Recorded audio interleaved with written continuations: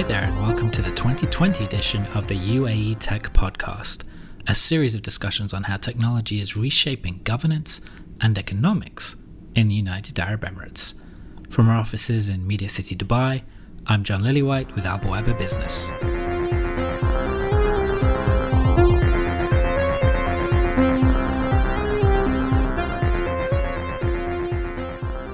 In the next phase, you will actually see these solar films that you could put in. There's a lot of work going on in that domain. Imagine, something that just is a film or a screen on top of any object out there, be it your car or building, and is able to generate electricity for you. So that's another thing. And third thing, if I may ask, if you were to just look out, the first plant that you will see is a solar plant.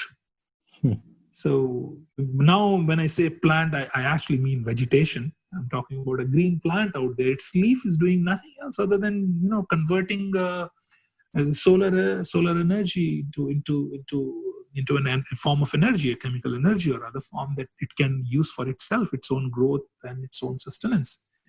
So in its purest form, probably a green plant is the best solar plant out there. So we are a long way away there, but the journey is interesting. When it comes to energy, the UAE is famous for one resource, oil, down there in the ground. What you might be surprised to learn is that actually, oil is only the second most abundant natural resource. The first is sunlight, up there in the sky. From the Mohammed bin Rashed solar park, the largest single-site solar park in the world, to new ways of building greener, distributed power systems. This week we're discussing energy diversification with Sanjay Dabur, Vice President and Head of Energy Business at Sharaf DG Energy. If you live in the UAE, the Sharaf DG electronic stores are a visible local brand. What you might not know is that a branch of the company is working to move out of the malls and onto your rooftop.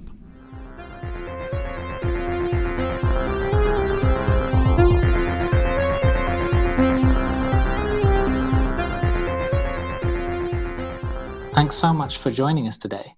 Thank you, John. So very quickly, what is Sharaf DG Energy and what exactly are you working on in regards to solar energy here in Dubai? Sharaf DG Energy was formed about 3 years ago. As you know, Sharaf DG is in the retail sector, and we had these huge showrooms which were energy guzzlers. That's where we started finding solutions, energy solutions for these stores. Once we started doing that about 5 years ago, many other retailers showed interest in that type of execution. So we stepped into lighting ESCO or energy saving solutions. That was the origination of the concept of creating an energy division. Today, we have a full-fledged energy company which does solar solutions, as well as energy-saving solutions. Okay, interesting. So it started in a way quite humbly. It's interesting to note that it started almost for your stores and not on the kind of national scale. But today you have the vision of making solar power the largest source of sustainable energy in the UAE. Why is that an important vision? And how do you think Sharaf DG Energy can go about making that happen?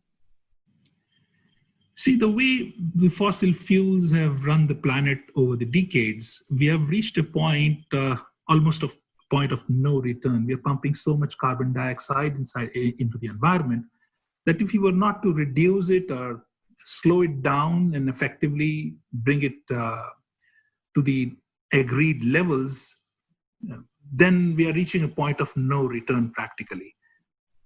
So, various governments across the world have initiated setting up of renewable energy programs, and we in UAE have seen the Shams Dubai program coming in 2015, where the government started solar solutions on home rooftops. Actually, the 2017 UAE energy strategy lays out a clear 50% renewable target by the year 2050 and 25% by 2025. Currently in 2020, we are almost about 5% down the path. In this larger vision of the country, and of course, in saving the planet, the Sharaf DG initiative, which started as a ESCO, was then broadened and formulated into a full solutions energy company. So basically, it's private sector driven. But to what extent do you collaborate with government or work alongside governments? Or is it mainly just private sector initiatives? Because I do note that you have projects running with hospitals. You also did a big project with DEWA, which is the Dubai Electric and Water Authority. How do you think things will scale or grow in the future? And how competitive is the market you're in? Are there other people doing what Sharaf DG Energy are doing? So any initiative of this scale, especially from a country that was run on fossil fuels and of course is one of the larger producers of oil, had to be initiated from the governance level. And so when government stepped into the sector and set itself a clear target of 7% of all its energy to come from clean energy by 2020, that is close to about 2.4 gigawatt worth of capacity to be installed. That's fairly significant. And the government decided half of it could come through as an initiative by DEWA, and the other half could come from the private sector. This was in 2014-15. And today in 2020, we have the 1.2 gigawatt, the part that the government had to put in place to stimulate this direction. Is up and running. Mohammed bin Rashed Al Maktoum Solar Park is a significant contributor to that number. As far as the private sector is concerned, it had on its plate about 1.2 gigawatt worth of deployment as a potential, and it has done about 160 to 170 megawatts so far. So private sector has had its own, I would say, initial start. We today have close to about 140 plus registered company with DEWA alone to do solar solutions. Some major solar solution companies across the world have opened shop here in Dubai. And what we have seen is a lot of interest from the supply side. However, to get the capabilities to be built and put in place, it does take its time. And I would say that there have been companies that came up a little too early, let's say, for the market. But we have seen a very healthy growth in the companies that are in the sector. And of course, it has become a fiercely competitive sector.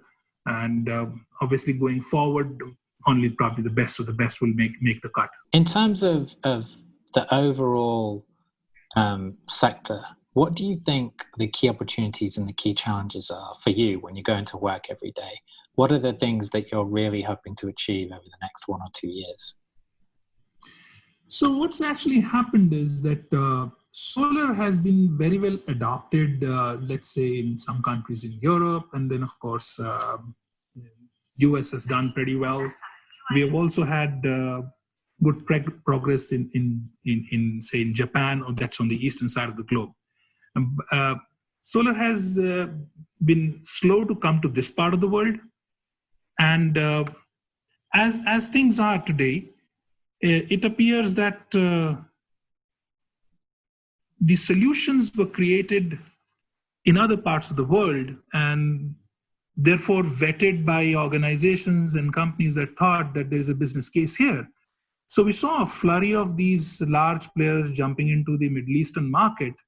But the policy framework obviously took some time to come into place, and Dubai sort of led the initiative and leads the pack across the Middle East in that. But the policy framework was fairly well defined as of today. But the capabilities in the sector, which is the EPC capabilities required to deploy solar, the kind of manpower talent that's required, that took some time to build. We had to recruit from across the globe to put together a team of professionals, and so did some of the other companies too. So it is capability building time. The only thing that Sharaf was very clear about right from the beginning was that as we chase the highest standards across the industry, we have to ensure that the local conditions are borne in mind, and the promises that we make to customers who live here can be held. We can be held accountable to them for decades to come.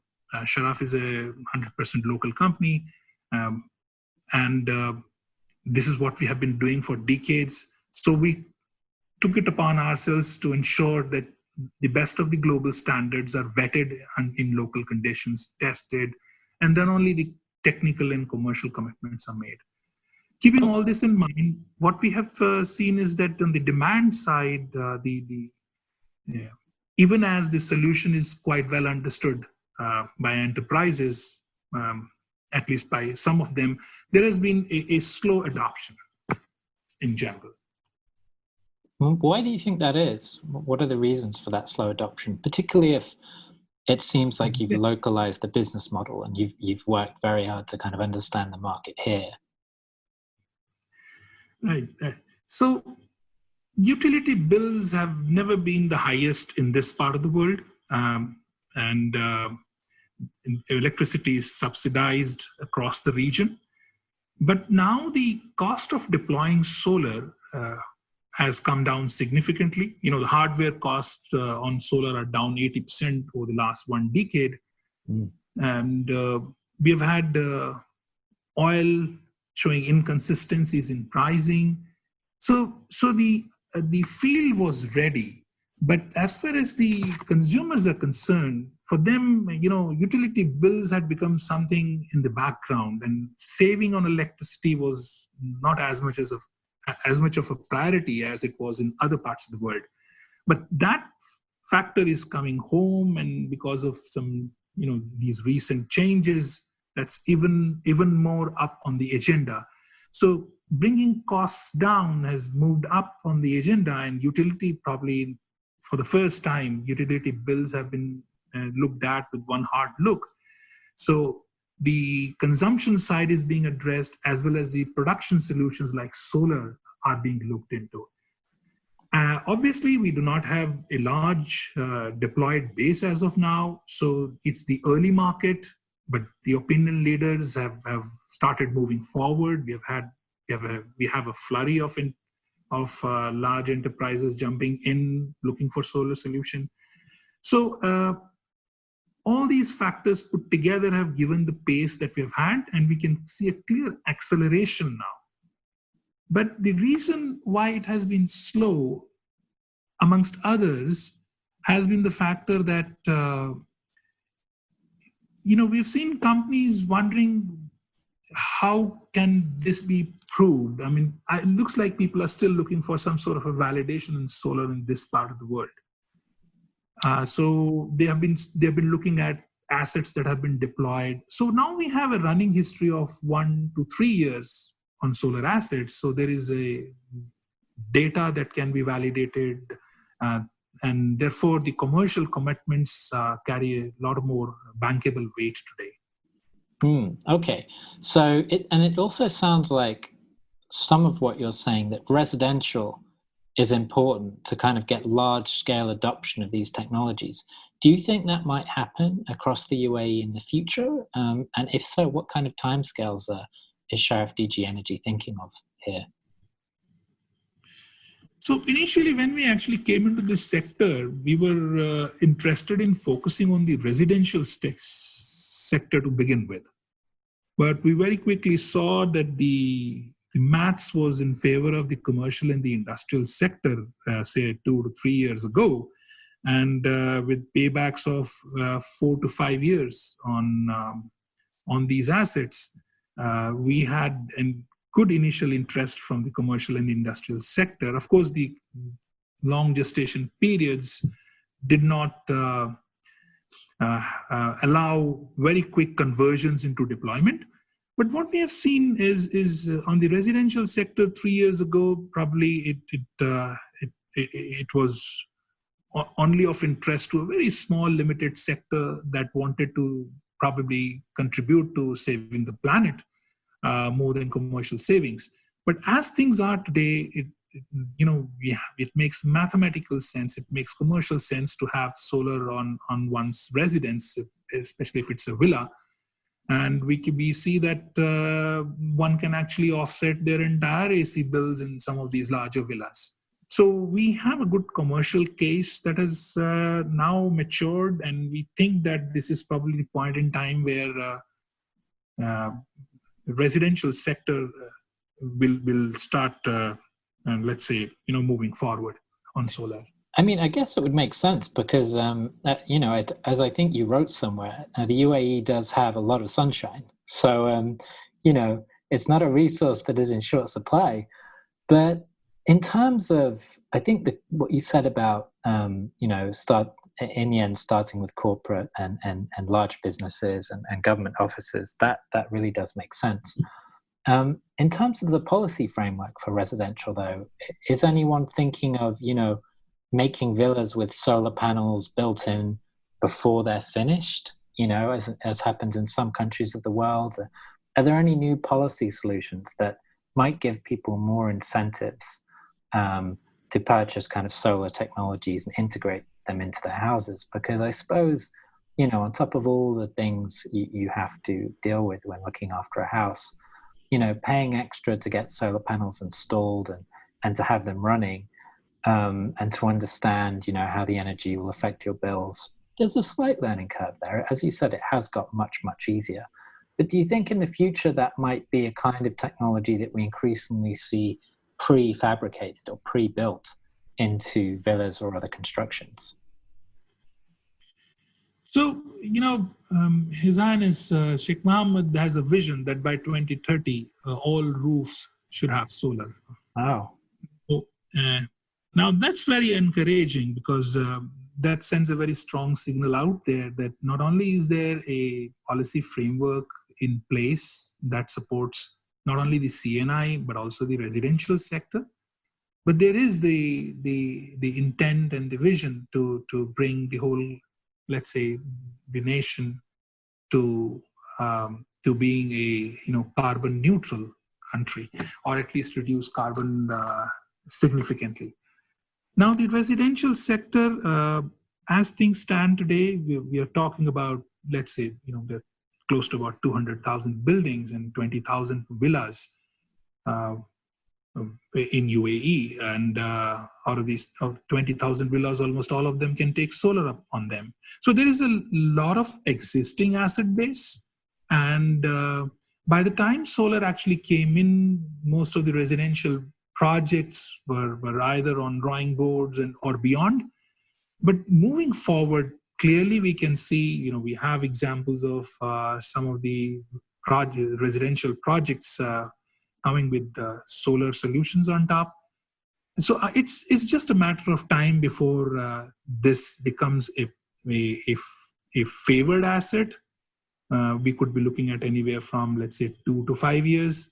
But it would not be surprising, and there were talks about it in, let's say, a year ago or 2 years ago, but essentially about there being some legislation that mandates that all roofs that are created make provision for solar to be deployed.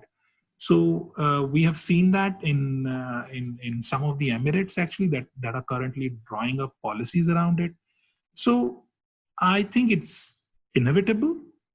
Today, if you were to go to any of the roofs, be those of a commercial building or a residential, let's say a villa, you will typically find just HVACs or air conditioning systems on the roof, and much of it is empty.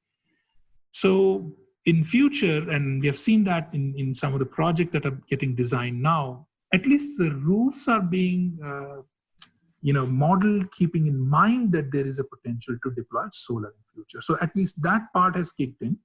And of course, most of the projects that were done in the Expo 2020 site had inbuilt solar systems on them. So I think that probably the starting point is 2020, was 2020, would not be a good expression. It still is 2020. And the 2020 Expo, when it comes next year, I think people will actually see how solar can be embedded within buildings. And so that'll be a good stimulus to the interest in the sector. Yeah, so the expo will help make solar, a big priority again, because all of us have been talking about COVID-19 for the past 6 months. But in terms of technical capacity, I'm just trying to figure out, how do these solar units get made? How big are they? What is the specification? Are they made locally, regionally, or are they imported from abroad, Sanjay? Right. So look, there's a way to look at a solar plant. And I think the best place to start is how much space do I have? And typically one needs to visualize and then eventually measure what is the size of their roof. Because that sort of defines the size of the system that you can put in place.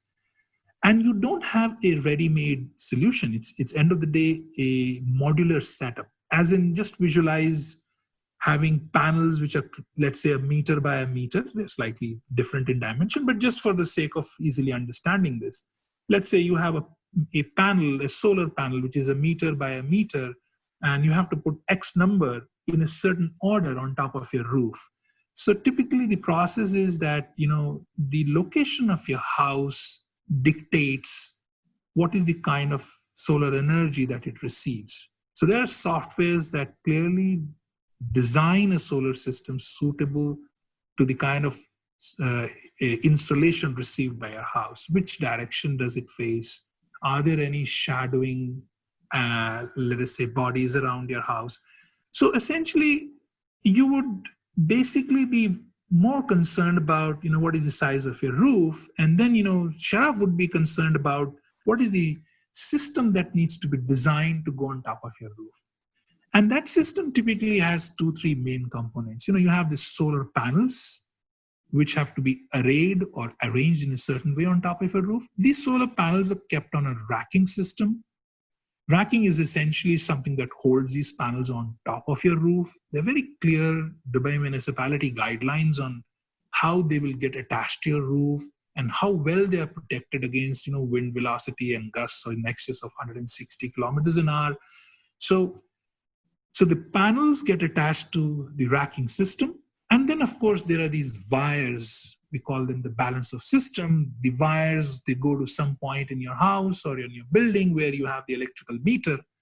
And this is a special meter that DEWA gives out called the bidirectional meter, which gives you the net off. The electricity that you produce and the electricity that you consume or put back into the grid, a net of that in your bill. So you have the solar panels kept on a racking system with some wiring and some electrical meters. Pretty simple system. Panels were manufactured all over the world, but the Chinese government, by subsidizing solar panel production, has almost soaked away all capacities across the world and almost become the hub or center of all solar panel manufacturing. So most of the panels come out of China today. In the racking systems, they come from all parts of the world, but it's best to use some locally established companies that do this work. And then, of course, the inverters are a fairly well-established standard in the electrical industry. So meters are, of course, given out by DEWA so that they are regulated. So right. That's the overall hardware sort of visibility on screen.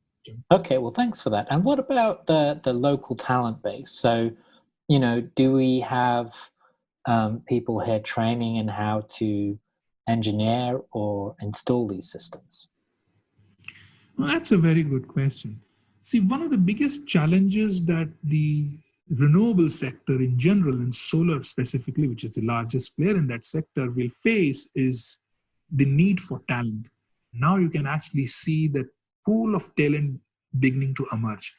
We did a 500 villa solar project where we were working with close to about 10 contractors. We did 500 villas in 45 days. And so we almost mapped all the talent that was available to be deployed in a very short period of time. And I can tell you this, that need is only going to grow. So there's this huge potential sitting out there. And for those who are looking at trying to figure out which is the sector they want to build their capabilities or competencies in. I think this is one that's going to be the big one for the next decade. In regard to other technologies, are there any other energy technologies or systems that Sharaf DG Energy is currently looking at in terms of integrating with your existing offerings and in terms of the future? Right. So, in power sector, we say that, there is the supply side and the demand side. So, we as a company in Sharaf DG for the last decade or so have been selling, let's say, the TV sets and all your electrical appliances in your house. And so, we were actually giving you gadgets that would consume electricity. Exactly. So that's your demand side. You're consuming electricity.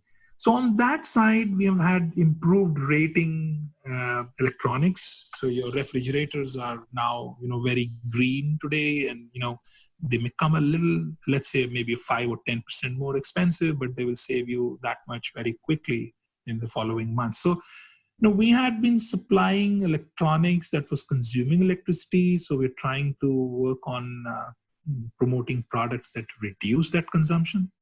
But more importantly, there is this larger, governmental target of reducing the demand side by close to 40%. That means to reduce the consumption of electricity itself by 40%.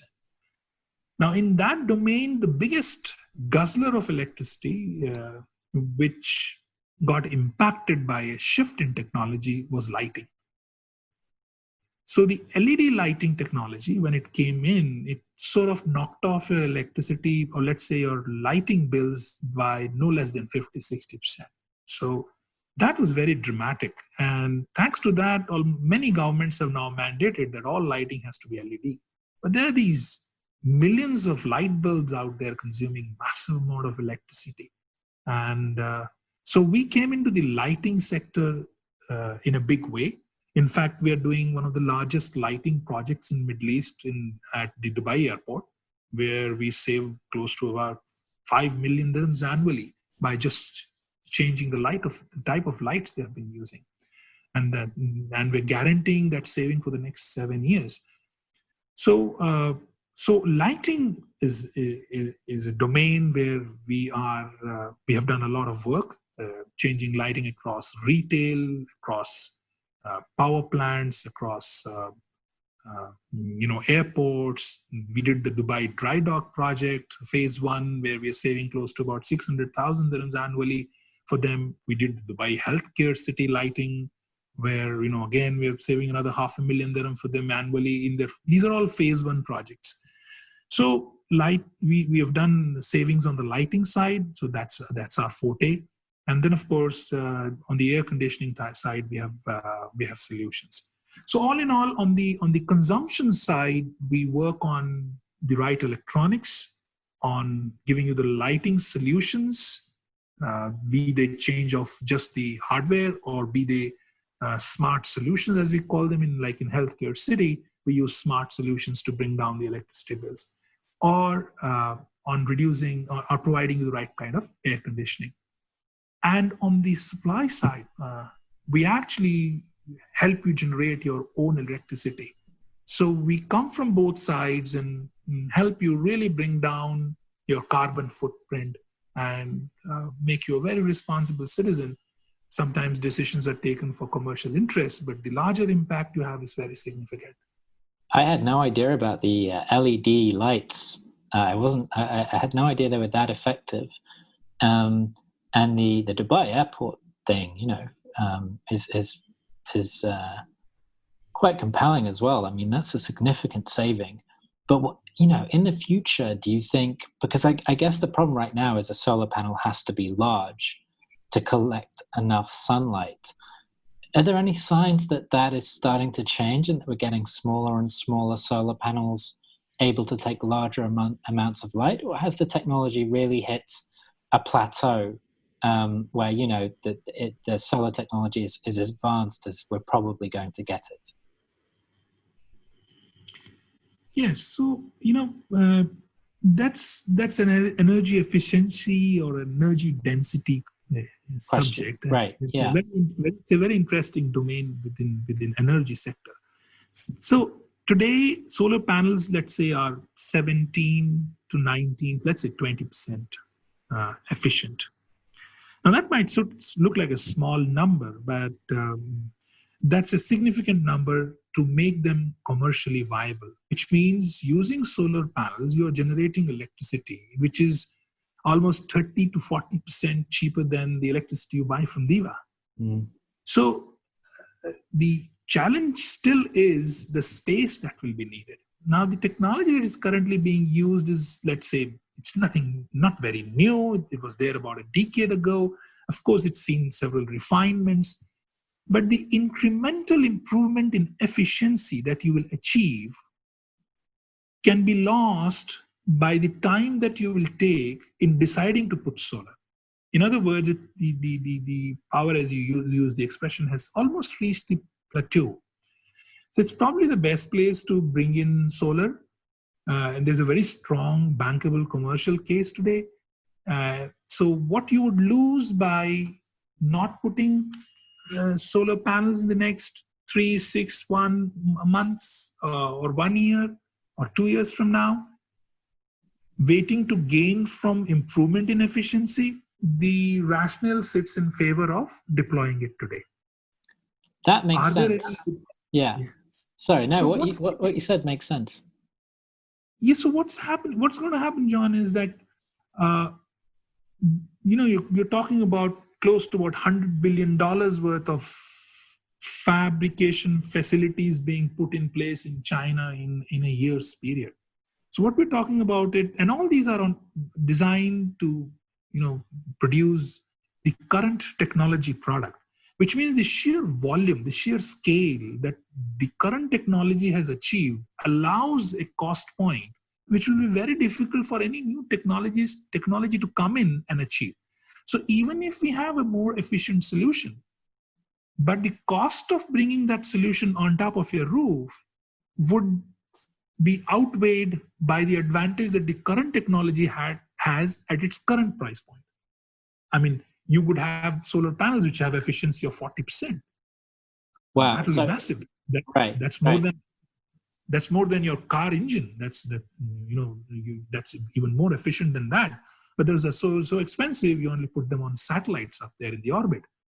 So as far as the point in time and the visibility into future is concerned, the current technology, because it has so many manufacturing, let us say such a huge manufacturing base, that will be very difficult to beat the price point. So it's a very, very strong techno-commercial case in point. That the economy of scale that you just mentioned for China is, I mean, it's really interesting because it's geopolitical in a way. I had friends in Portugal that were heavily invested in the solar and renewable energy market. And then, it was a couple of years ago now, couple of years ago. And then, of course, China pretty much took Europe out of that market. So it is interesting what you're saying about, they've reached such an economy of scale where they're making so much of this and at such a good price point that even if there was a technological innovation, it might not be that viable. But in terms of science fiction, I guess the dream for solar was also that it would be powering our mobile phones. Maybe one day it would be powering our cars. We've got Tesla now, so we don't need that. But that really is about miniaturization so that we would have solar panels on our roofs, as well as on some of the electronics Sharaf DG is selling in its stores. And based on what you're saying, that's not going to happen anytime soon. Look, as I said, that may be the current visibility, but, on a smaller scale, which means when you're not talking about putting a power plant on top of your roof, but if you're looking at a gadget level, then, solutions are all, you would have interesting solutions coming your way. So look, the next interesting thing that's emerging is, these are actually films that you can actually put on these vertical buildings that you see, these multi-story towers that you see. for example, you could put a solar film on Burj Khalifa and generate your electricity. But then these solutions are, say, about having current efficiency of anywhere between 7 to 8%, and would be expensive to deploy. But yes, they will, as time passes, there will be improvements there. So I think that in the next phase, you will actually see these solar films that you could put in. There's a lot of work going on in that domain. Imagine, something that just is a film or a screen on top of any object out there, be it your car or building, and is able to generate electricity for you. So that's another thing. And third thing, if I may ask, if you were to just look out, the first plant that you will see is a solar plant. So now when I say plant, I actually mean vegetation. I'm talking about a green plant out there. Its leaf is doing nothing else other than, converting solar energy into a form of energy, a chemical energy or other form that it can use for itself, its own growth and its own sustenance. So in its purest form, probably a green plant is the best solar plant out there. So we are a long way away there, but the journey is interesting. And if you allow me a small story here, I have always wondered, and I thought I'll share it with you, John. Just visualize this. You have electricity coming into your house, and you really wouldn't bother about it much of the time unless you see your electricity bill for you're looking at paying it. It has gone somewhat in the background, let's say. But this electricity has been produced at a plant. So you have all these cables running that take you to, these high grid lines that will take you to some major plant that took years to build. And then that plant is receiving, let's say, gas or oil coming from pipes that are running hundreds, sometimes thousands of kilometers. You would have oil moving from, let's say, one point on the planet to another point where it is being used to generate electricity through a turbine. And where did this oil come from? I mean, you're talking about stratas and stratas below, below Earth, where these were compressed over a millennia. So you have something that was created, which took 1 million years to create. You are transporting it across thousands of kilometers. You're refining it. You're using it in large turbines. Then you have these grids supplying this electricity down to substations that are supplying it to your house. Just throw a small panel on top of your roof, and you have electricity in your house. It's the logic of solar. Pretty good argument. It is a pretty good argument. And I like your comment on plants and photosynthesis. If we can replicate what plants do for our houses and our gadgets, then I guess we'd be doing pretty well. But you are right in a way. Solar, I suppose that is what they mean when they say solar is greener. It comes directly from the sun, from the sky, and it doesn't need to be processed over generations, I guess. What about the infrastructure for solar then? Does it all depend? There's no need for big turbines or anything like that to connect it to a larger grid? Yeah, so, the word distributed power was created when, solutions like solar came into place. Now you actually have done away with the need for a major centralized power generation plant. You could instead be generating electricity from every asset out there on its own. Maybe it cannot by itself, for example, a house by itself may not be able to generate all the electricity it needs. So, however, it would have substantially reduced what it will take from the grid. So the current movement in the power sector is from centralized power production to distributed power production. So solar plants are essentially distributed onto the asset, and therefore they are generating electricity which is getting consumed within the assets. So that is when it comes to the commercial, industrial, or residential sector. Additionally, what is happening is that solar plants are also being built at utility scale. For example, the Sheikh Mohammed bin Rashid Al Maktoum Solar Park is 1 gigawatt uh, capacity plant, which is a very significant plant. You're talking about hundreds of thousands of houses getting electricity supplied from there. So even as governments have tried to create utility scale solutions, the UAE government has kept the utility scale solutions under the DIVA domain and has allowed the private sector to take care of the, let's say, the rooftop solar. So you have both kinds, but probably no utility solution can be created to offset the biggest benefit that solar has, which is the capability to generate on a distributed level, which is at the point of consumption itself, you're generating your electricity.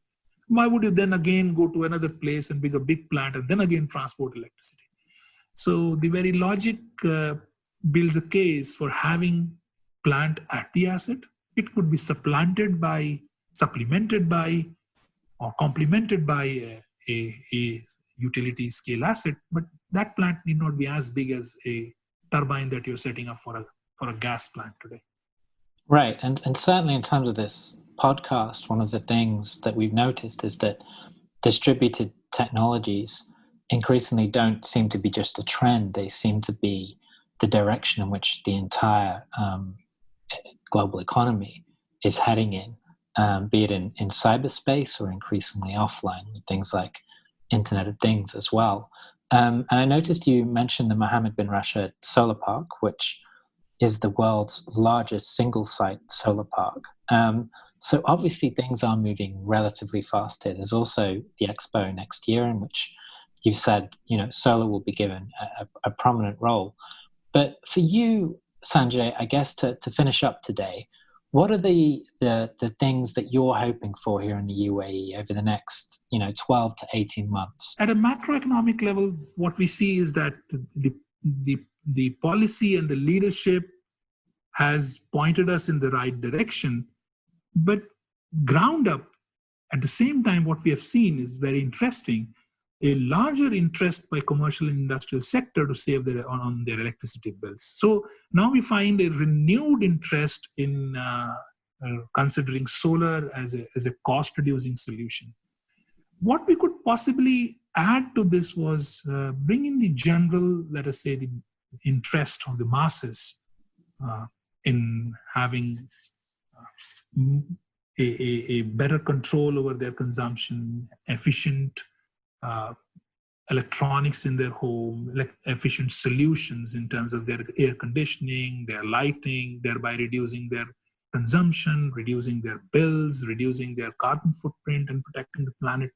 So I think that piece has to fall in place in terms of awareness, and I think that has to be probably played out by the private sector, as it is already being done by the government sector. But I think the multiplier effect will come when the private sector also builds up a narrative around reduction in consumption, distributed production through solar, and preserving the planet.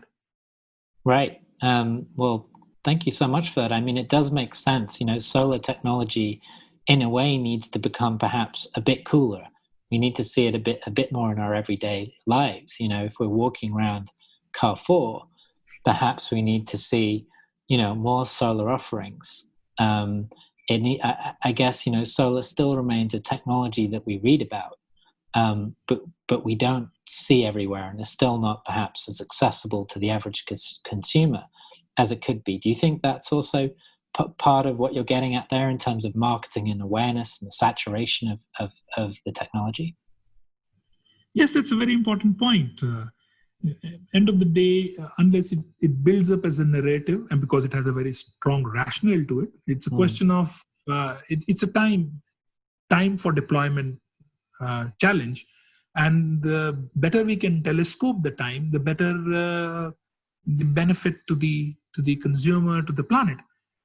And I think coming from the technology space, I think Sharaf has a role to play there, and we probably have to use our showrooms and other forum to showcase the solutions that can be brought into your house on the consumption side, on solar production side, and make this a more familiar subject of conversation rather than just a point in discussion to save the planet and the Paris Agreement and the carbon footprint. Sometimes we really don't have our fingers on what exactly is being played out when such a discussion takes place. So to make it a little more personal, to make it a little more in the house and into your boardroom kind of a subject, I think more the narrative as well as the visibility which you have underlined